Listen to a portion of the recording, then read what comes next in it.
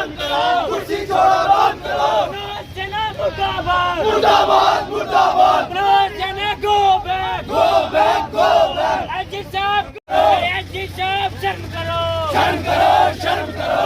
SG तुमने काम करो, कुर्सी छोड़ो राम करो। एसजी तुम्हारे राज में अंधेर ही अंधेर है, एसजी तेरे राज में अंधेर ही अंधेर है, एसजी तेरे राज में अंधेर ही अंधेर है। एसजी साहब मुर्दाबाद मुर्दाबाद go back go back go back. इस तरीके से हमारे नौजवानों को प्रताड़ित किया हुआ है।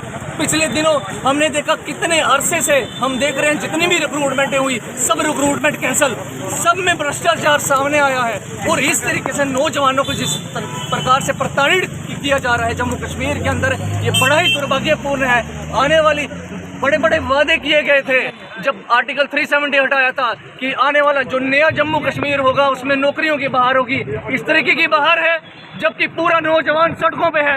आज PhD किया हुआ नौजवान सड़कों पर लाठी खा रहा है। ये डिप्रेस हो गए हैं, एक डार्क टनल में फंसे हुए हैं, इनको कोई रास्ता नहीं दिख रहा है।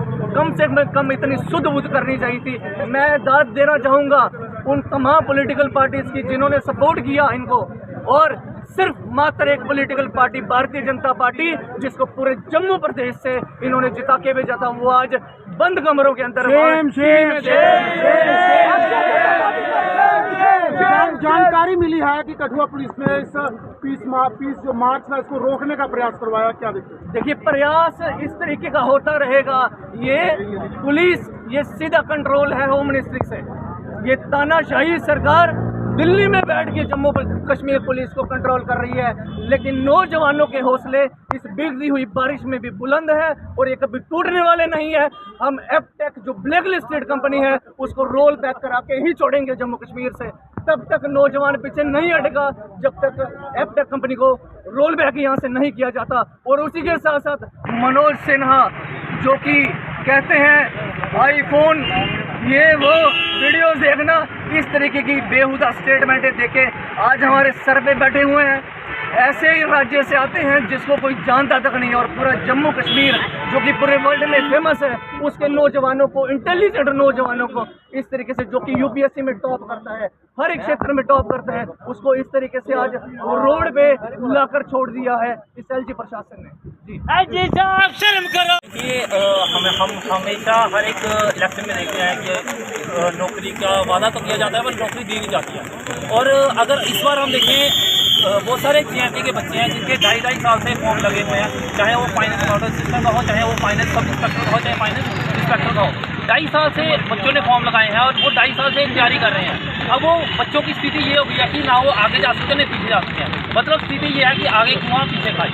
तो अब वो 2.5 साल से सिर्फ तैयारी किए जा रहे हैं और जो एग्ज़ाम हुए भी हैं, चाहे वो फाइनेंस अकाउंटेंट असिस्टेंट का है चाहे सब इंस्पेक्टर का है, वो या तो कैंसिल हो चुके हैं या तो कैंसिल होने की कगार में है। तो वो सिर्फ और सिर्फ ये करप्टेड गवर्नमेंट जो हमारी ये LG गवर्नमेंट जो हमारी यहाँ पे करप्टेड, जो एकदम करप्टेड गवर्नमेंट है, BJP की जो चलाई हुई है सरकार है बिल्कुल करप्टेड, इसकी वजह से जो इन्होंने कंपनियाँ बाहर से जो जैसी कंपनियाँ लाई हैं वो सामने पता चलता है कि ये करप्टेड है। और ये सिर्फ एक पैसा दे के एक स्पेसिफिक कम्युनिटी को या स्पेसिफिक लोगों को ही फेवर करते हैं जो इनको पैसा दे रहे हैं। सिर्फ और क्या सिर्फ देखते हैं कि क्यों जम्मू कश्मीर को ओपन फॉर ऑल और J&K फॉर सेल जो है वो बना दिया गया है? जब से यूटी बनी है बड़े बड़े दावे थे और जम्मू की आवाम जो विशेष तौर पर बहुत खुश हुई थी, तो क्या देखते हैं कितना बड़ा नुकसान हुआ है धारा 370 जाने के बाद? देखिए, धारा 370 का हटना हमारे लिए एक बहुत बड़ी दुख की बात है।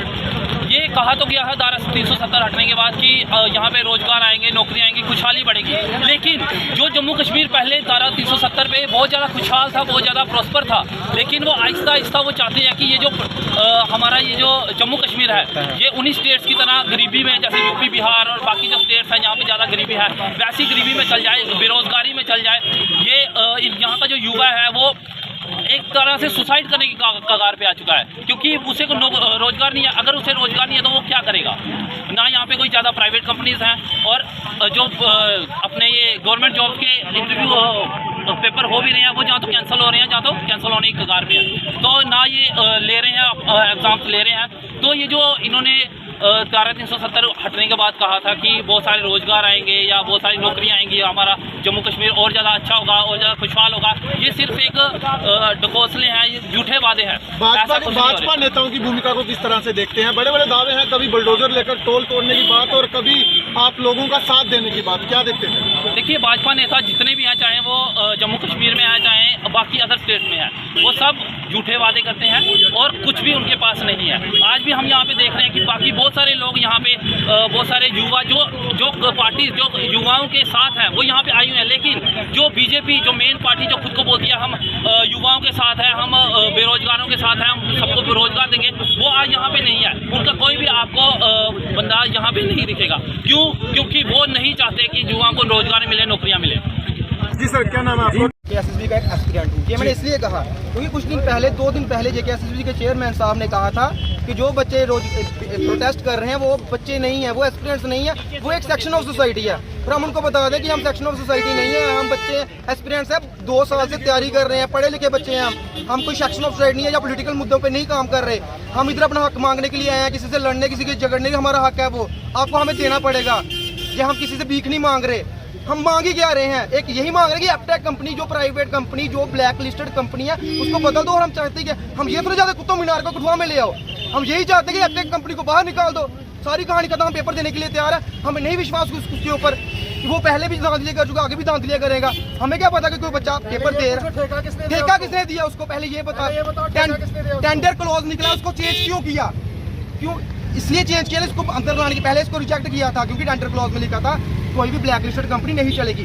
बाद में उसको चेंज करके लाया कि इस टाइम पे ब्लैक लिस्टेड ना हो, पीछे चाहे हो।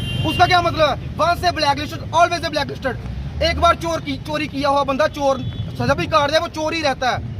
इतनी सी बात उनको क्यों नहीं समझ आ रही? देखते हैं कि एलजी मनोज सिन्हा को जम्मू का युवा पसंद नहीं आता, युवा के हाथ में आईफोन पसंद नहीं आता, तो क्या देखते हैं कि हाथों में अब क्या देना चाहते हैं वो आपको? एलजी साहब को JNK के युवा, बुजुर्ग जो भी, उनको कोई भी पसंद नहीं, क्योंकि उनको क्या पता JNK का युवा क्या चाहता है। वो तो यूपी से आए हैं, उनको यूपी वालों का पता होगा, हमारा क्या पता उनको क्या।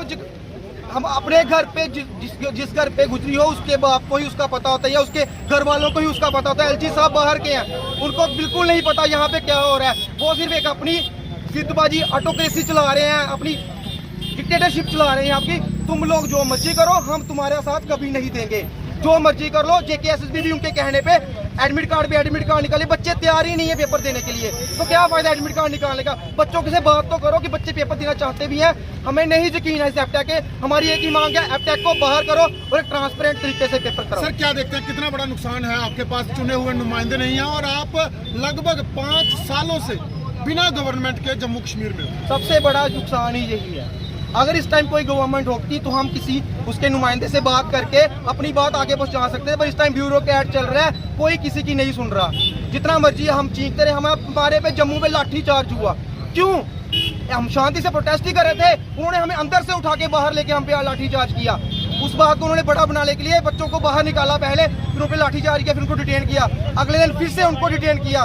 ये बात मैं इसकी कड़ी निंदा करता हूँ और मैं एलजी प्रशासन से एक मांग करता हूँ कि अपनी जिद्दबाजी छोड़ के बच्चों की सुने और बच्चों के साथ ही फ्यूचर है देश का। धन्यवाद।